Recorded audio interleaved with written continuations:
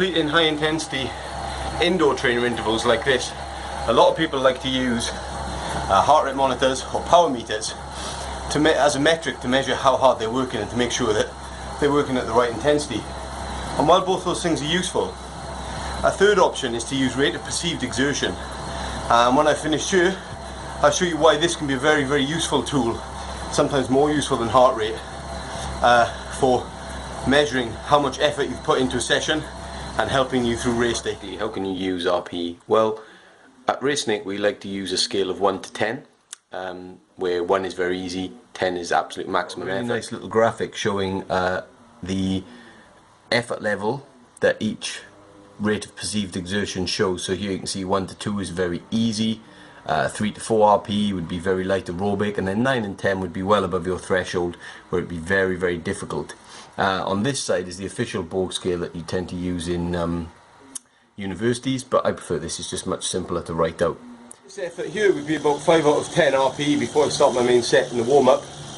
You can just feel that you're a little bit out of breath, but you're not working particularly hard, probably 50 to 60% of your heart rate, just warming up pace. Take that as your guide to then setting your higher RPE levels like 6 out of 10, 7 out of 10, 8 out of 10 and so on.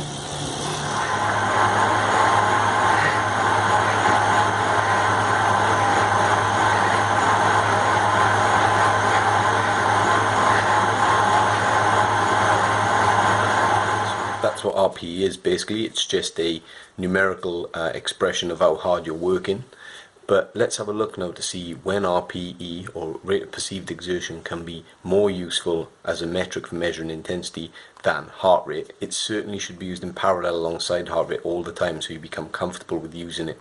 But if we have a little look now, we'll see that there are a lot of instances where your heart rate isn't telling you the full story about how much effort you're putting in. Have a little look at this athlete's data. I've taken it offline and put it in a notepad as he was working.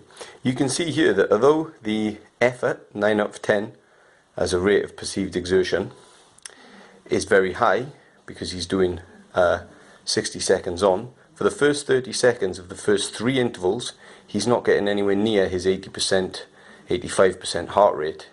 But I can assure you he was putting in just as much effort as would be required. And here you can see it's only towards the end of each rep, literally the last couple of seconds, that he's actually touching that 85% zone. Later on in the session, the RP and the heart rate start to match, but you can see that's not till maybe 6 intervals in that he's actually hitting the required heart rate zone for this session. And so rate of perceived exertion in this session, where you've got a minute on, minute off recovery, is a much better metric for measuring your intensity of effort.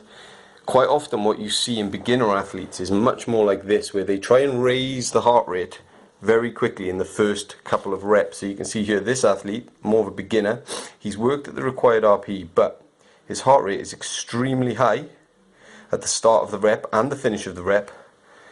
It then carries on for about 4, but then before we get to the end of the 15 to 20 sets, we've already started to see a drop off in heart rate, and that's because the athlete is fatigued too early in the session. He's not now going to get the most out of this set because he's not going to complete it at the required heart rate zones.